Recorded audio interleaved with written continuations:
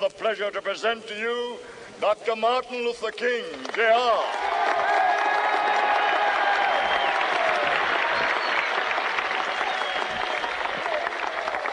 I am happy to join with you today in what will go down in history as the greatest demonstration for freedom in the history of our nation.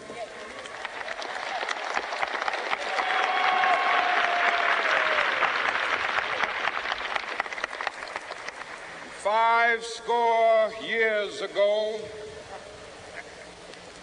a great American in whose symbolic shadow we stand today signed the Emancipation Proclamation.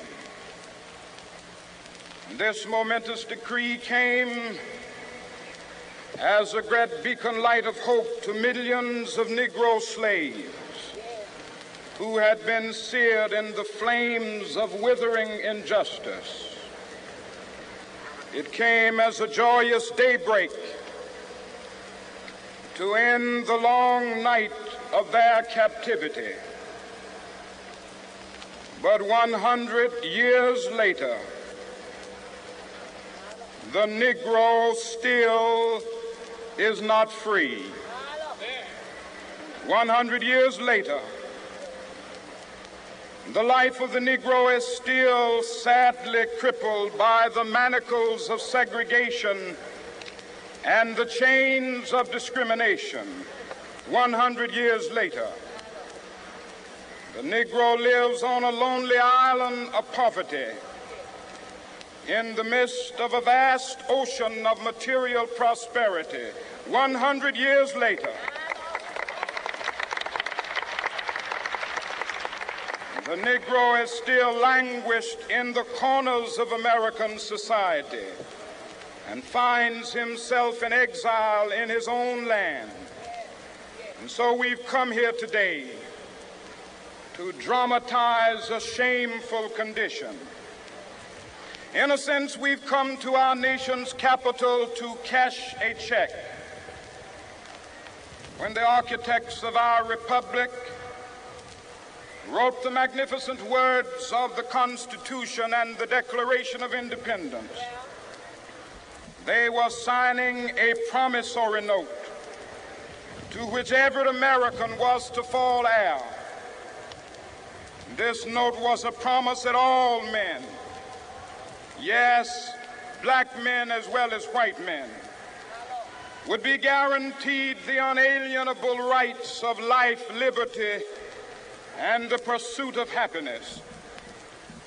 It is obvious today that America has defaulted on this promissory note insofar as her citizens of color are concerned. Instead of honoring this sacred obligation, America has given the Negro people a bad check, a check which has come back marked insufficient funds.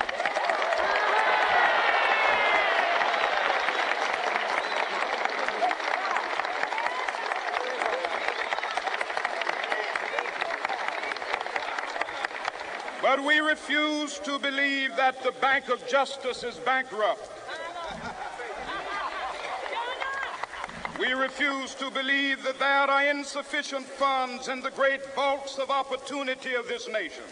And so we've come to cash this check, a check that will give us upon demand the riches of freedom and the security of justice.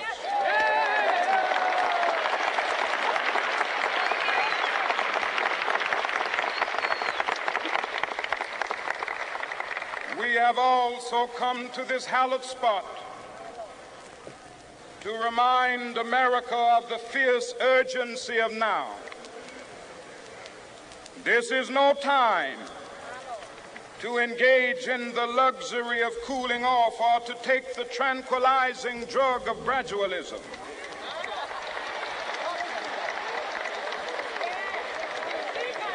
Now is the time to make real the promises of democracy.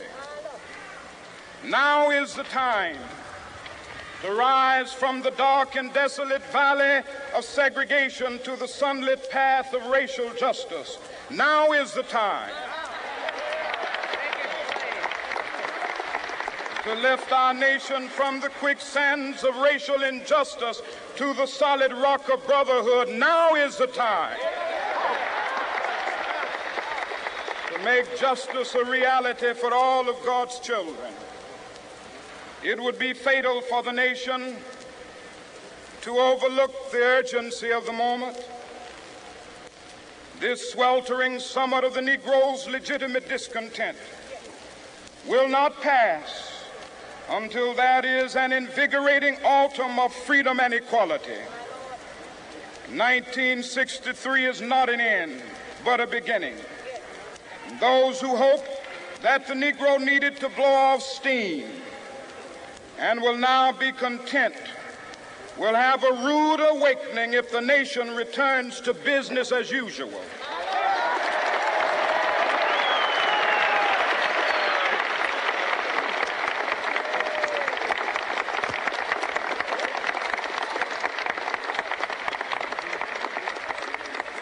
There will be neither rest nor tranquility in America until the Negro has granted his citizenship rights. The whirlwinds of revolt will continue to shake the foundations of our nation until the bright day of justice emerges. But that is something that I must say to my people who stand on the warm threshold which leads into the palace of justice. In the process of gaining our rightful place, we must not be guilty of wrongful deeds. Let us not seek to satisfy our thirst for freedom by drinking from the cup of bitterness and hatred.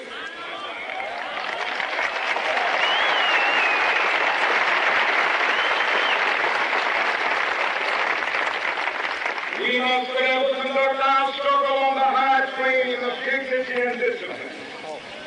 We must not allow our creative protest to degenerate into physical violence. Again and again, we must rise to the majestic heights of meeting physical force with soul force. The marvelous new militancy which has engulfed the Negro community must not lead us to a distrust of all white people. For many of our white brothers, as evidenced by their presence here today, have come to realize that their destiny is not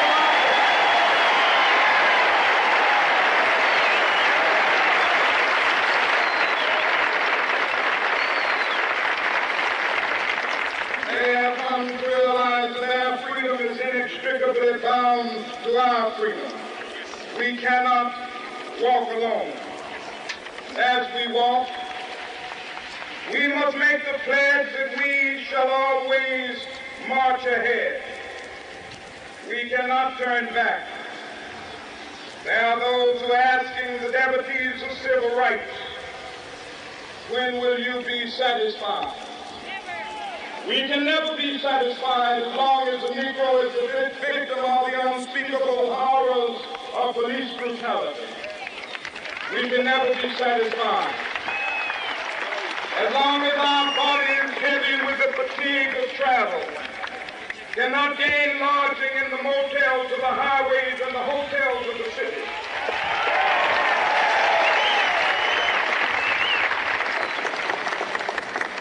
We cannot be satisfied as long as a Negro in Mississippi cannot vote and a Negro in New York believes he has nothing for which to vote.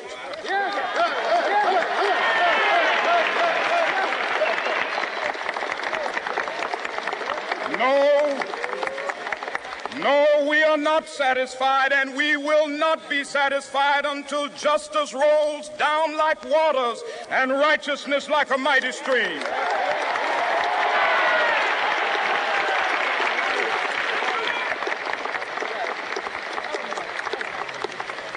I am not unmindful that some of you have come here out of great trials and tribulations.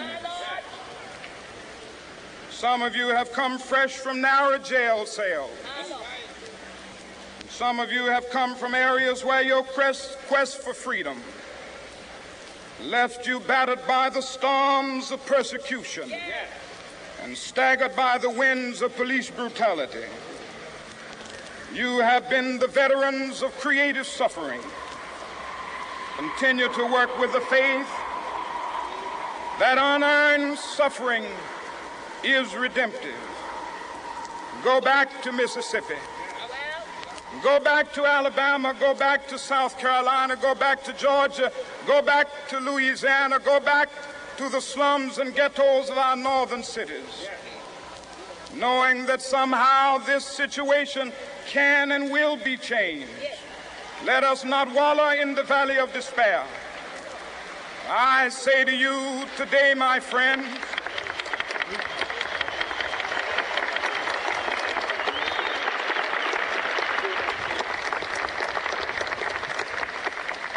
so even though we face the difficulties of today and tomorrow, I still have a dream. It is a dream deeply rooted in the American dream. I have a dream that one day this nation will rise up and live out the true meaning of its creed. We hold these truths to be self-evident, that all men are created equal.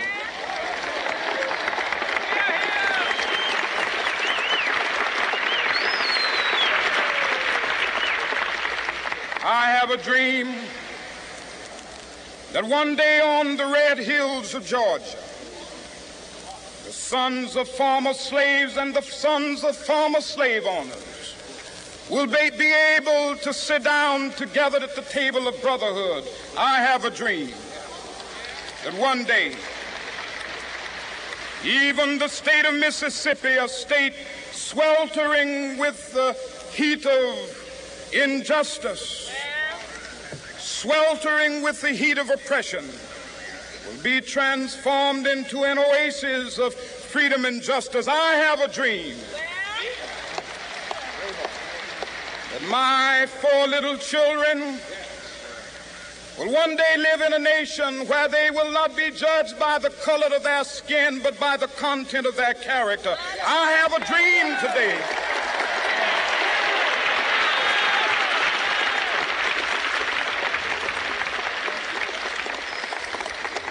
I have a dream that one day down in Alabama, with its vicious racists, with its governor having his lips dripping with the words of interposition and nullification, one day right there in Alabama, little black boys and black girls will be able to join hands with little white boys and white girls as sisters and brothers. I have a dream today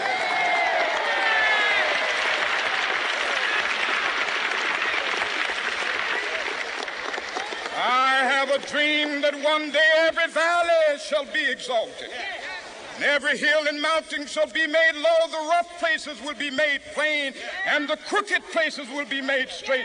And the glory of the Lord shall be revealed, and all flesh shall see it together. This is our hope. This is a faith that I go back to the South with. With this faith, we will be able to hew out of the mountain of despair a stone of hope.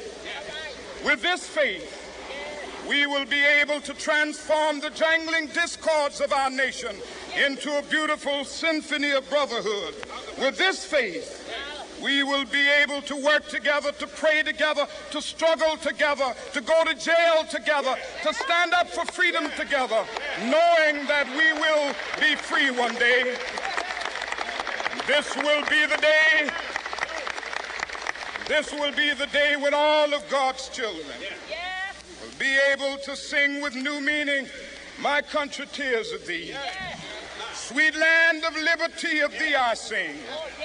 Land where my fathers died, land of the pilgrim's pride. From every mountainside, let freedom ring. And if America is to be a great nation,